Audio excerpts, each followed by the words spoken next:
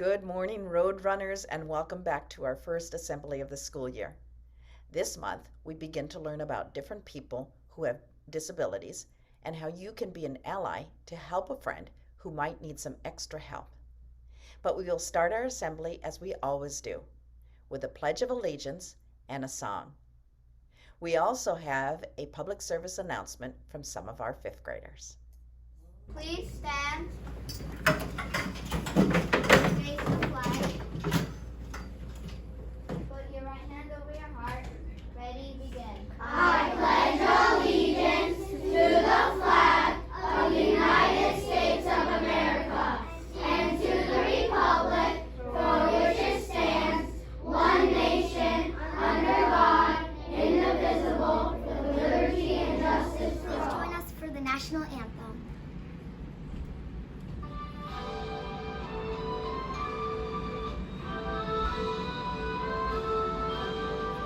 Oh, say, can you see by the dawn's early light what so proudly we hailed at the twilight's last gleaming, whose broad stripes and bright stars through the perilous fight for the ramparts we watched were so gallantly streaming. And the rockets red clear, the bombs bursting in air, came proof through the night that our flag was still there. Oh, say does that star-spangled banner yet wave o'er the land of the free and the home of the brave.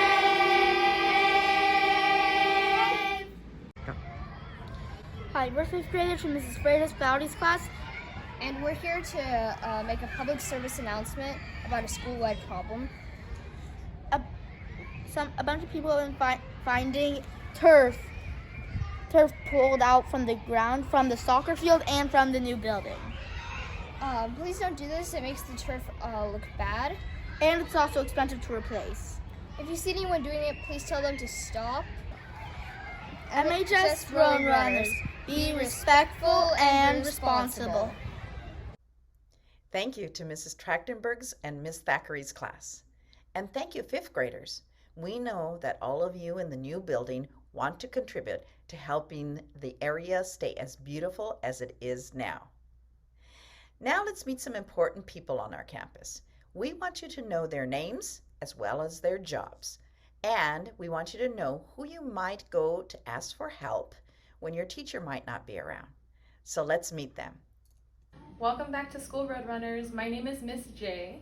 You can see me in the health office anytime you're hurt or you lose a tooth. Please ask your teacher for permission or the adult for permission before coming. Thanks. Hi Road Runners, this is Miss Amy. We're happy to have you back this school year. Remember to come to me if you're ever late. Even if you see the gate open and you know you're late, please come to me so I can write you a late slip and I can clear your attendance.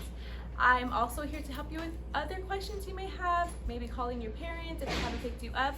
And anytime there's a family that's new at South Pasadena, I also help them register for school.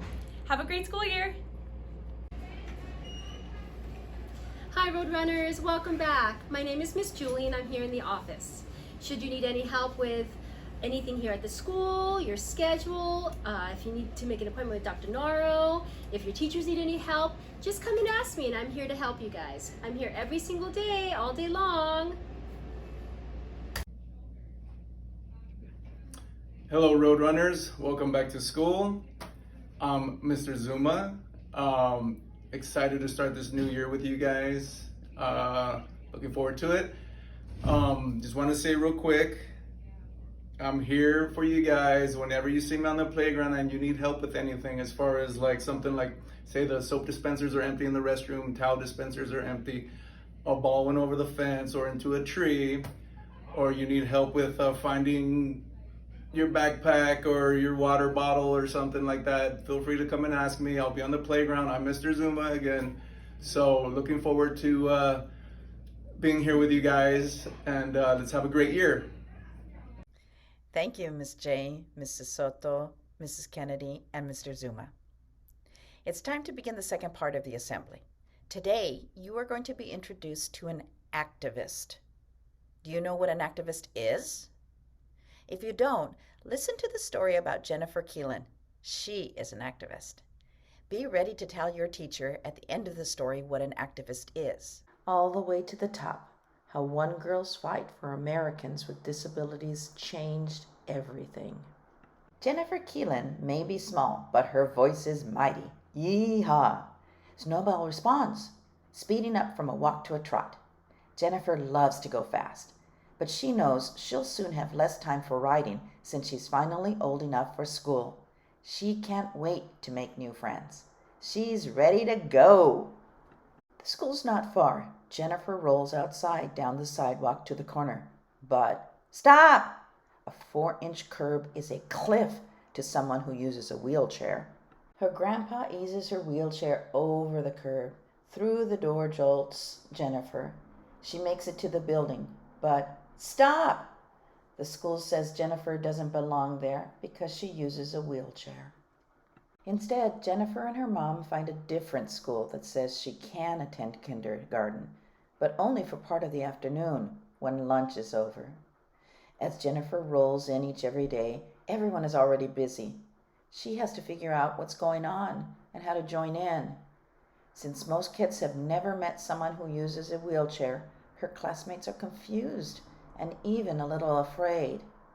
You'll never be one of us, some of them say. Jennifer knows they're wrong. She's a friend waiting to happen. But how do you change someone's mind? She's not sure, but she's not going to give up. Jennifer and her family hear about activists who are working to make sure people with disabilities have access to public places like schools. They want to know more, so they attend a strategy meeting. Jennifer has never seen anything like it. The room is full of grown-ups with all sorts of disabilities. Some use wheelchairs, some use canes. None of them are sitting around waiting for things to change. They're shouting, laughing, and planning a big protest to get wheelchair lifts on buses. They turn to Jennifer. Do you want to come? Yes, she wants to go. Downtown, Jennifer rolls to the microphone and tells her story.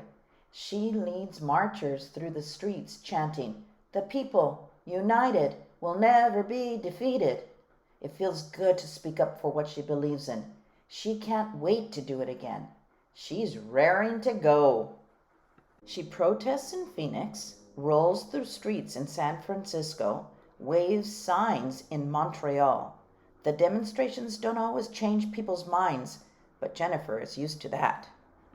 Even when her neighborhood school finally agrees she can attend, she and her classmates with disabilities aren't allowed to eat in the cafeteria with everyone else. That hurts, but she keeps going. Working with other activists revs her up. Yes, she can't help noticing that she and her sister are usually the only kids out there raising their voices. Still, she can't leave all the protesting to grown-ups. She knows firsthand that children with disabilities get ignored too. So she keeps speaking up. Disability rights now. When Jennifer is 8, activists propose a new law called the Americans with Disabilities Act, or ADA. The law insists schools, governments, and businesses make room for all people, including those with disabilities. Jennifer feels like dancing. If it passes, it means sidewalks with curb cuts, buildings with ramps in addition to steps, and elevators with braille panels. It means Jennifer and her classmates with disabilities can finally go to the cafeteria where everyone else has lunch. Jennifer and her family watch the news for updates on the ADA, but reporters never mention it. She switches off the TV in frustration, wishing she could change reporters' minds on what's worth talking about. Instead, the Keelans get their update about the ADA when activist friends calls. It's bad news. Members of Congress say the law will be too complicated and too expensive. They say it's just not worth it. Since the news station is ignoring people with disabilities, Jennifer and her friends are determined to find another way to make Congress hear their voices. It's go time. Her family buys plane tickets to Washington, D.C. As they march down Pennsylvania Avenue, Jennifer has never shouted louder. What do we want? The ADA! When do we want it? Now! Finally, they reach the U.S. Capitol. But stop! A mountain of steps block Jennifer and other people using wheelchairs from the building where Congress makes laws. Grown-ups slide out of their wheelchairs and start pulling themselves up the steps. They will make sure members of Congress know they are here. Jennifer's heart races. This is what she's been shouting about. I want to climb the steps, she says. But stop! The grown-ups think she's too young. You can't do it. Jennifer knows this is not just about her. It's about her friends at school who were shut out of the cafeteria at lunch. It's about millions of other kids she's never met who get stopped at every turn. Jennifer wants to speak up for all the kids with disabilities who aren't there. I need to climb the steps, she says. She slides out of her wheelchair, scoots along the sidewalk to the bottom of the stairway, and puts her hands on the first step. She hauls herself up. Tiny bits of dirt and rock dig into her skin. She drags herself up another step. The crowd roars. Reporters surround her with cameras and microphones recording her gutsy climb. I'll take all night if I have to, she vows, and she keeps heaving, hauling, dragging herself up those steps. She keeps going all the way to the top. Headlines read, Handicapped Stage Crawl-In Protest Up Steps of Capitol. Pictures of Jennifer climbing the steps flash around the world. Reporters talking about the ADA. Members of Congress see the news, listen to the activists, and finally, pass the ADA. Laws like the ADA don't change things overnight. Entrances have to be rebuilt, sidewalks redesigned, buses re-engineered. Slowest of all, minds have to change. So Jennifer will continue shouting and waving signs, organizing and explaining. She will continue fighting for what she knows is right. Jennifer has places to go, and nothing will stop her now. Wasn't that an amazing story? When I heard of it, I thought to myself, Jennifer was only 6 years old when she became an activist. Why, that's the age of some of our kindergartners and first graders. She knew the way that she was treated was wrong. Can you imagine that just because she was in a wheelchair, she couldn't go to school? Jennifer learned early that she had a voice, that she could speak up for herself and for her friends. She learned early she could make a difference. She learned early that nothing could stop her. I hope you enjoyed this story and you were inspired by her. We will close out the assembly with a presentation that Mrs. Tull made for us on the importance of the American Disability Act. You might remember it from a couple of years ago. It's really an important story, and she tells you how you might be able to support a friend who needs a wheelchair.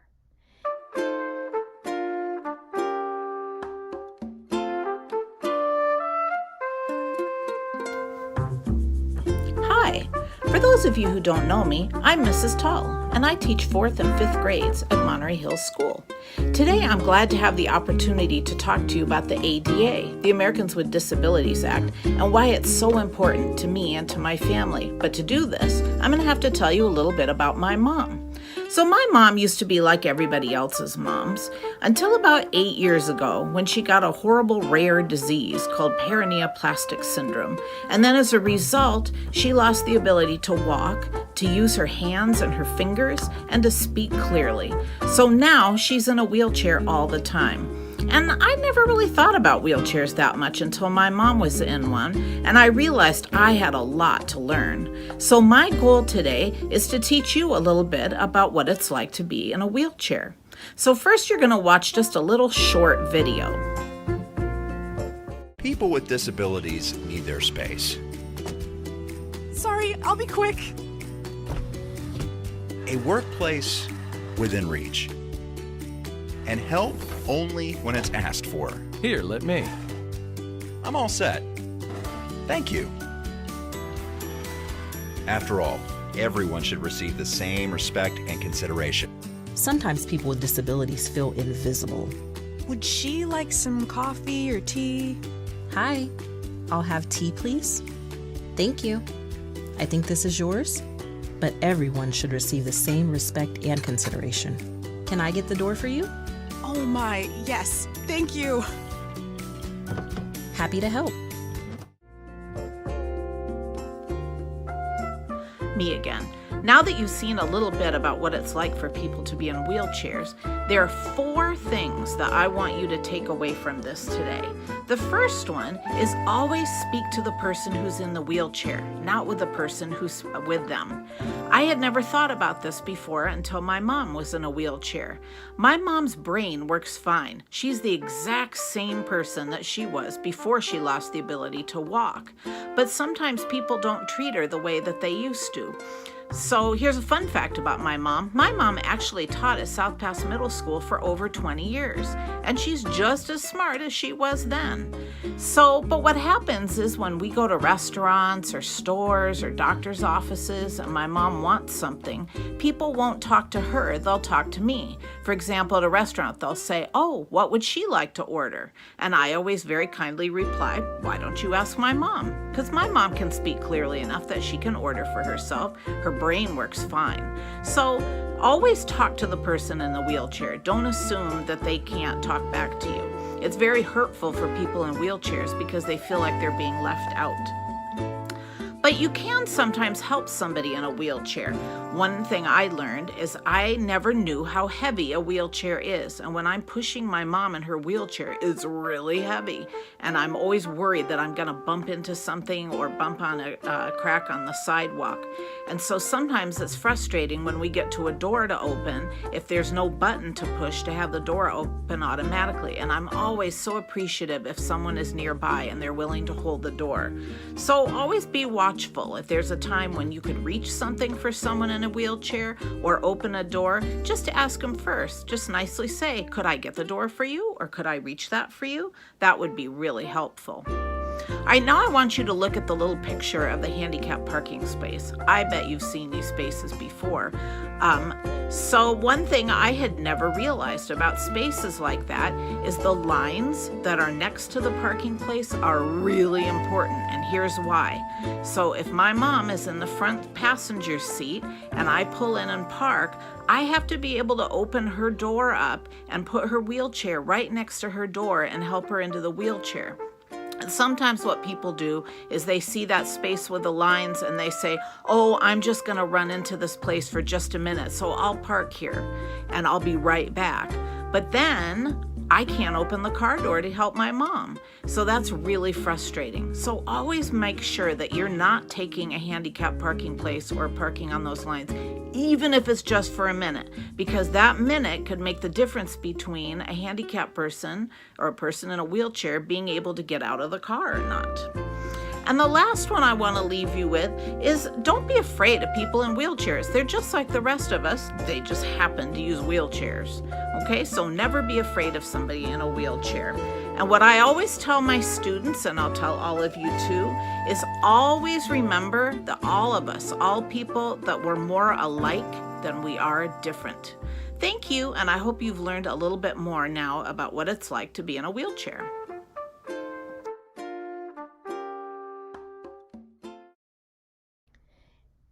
Thank you, students. I hope that today you learned a lot about how you can be both an activist and an ally.